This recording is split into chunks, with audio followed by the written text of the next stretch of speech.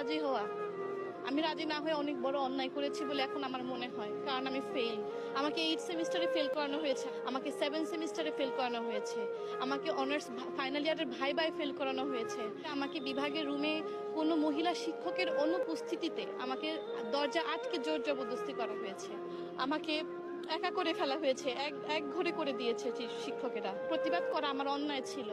এর আগে একজন শিক্ষক আমাকে ইন কোর্সে 40-এ ডাবল শূন্য দিয়েছে। এবার চেয়ারম্যান স্যার আমাকে ওনার 2টা কোর্সে ইন কোর্সে 100-তে 3 দিয়েছে। তো একটা পাবলিক ইউনিভার্সিটির স্টুডেন্ট হিসেবে আমি কতটুকু খারাপ মেধার অধিকারী হলে আমি 3 পাই? এই স্টুডেন্টের মেরুদণ্ড কতটুকু ভেঙে দেওয়া হয়েছে। এটা তো খুন। এভাবে সমাজ একের পর এক মেধাবী ছাত্র ছাত্রীদের খুন করে ফেলছে।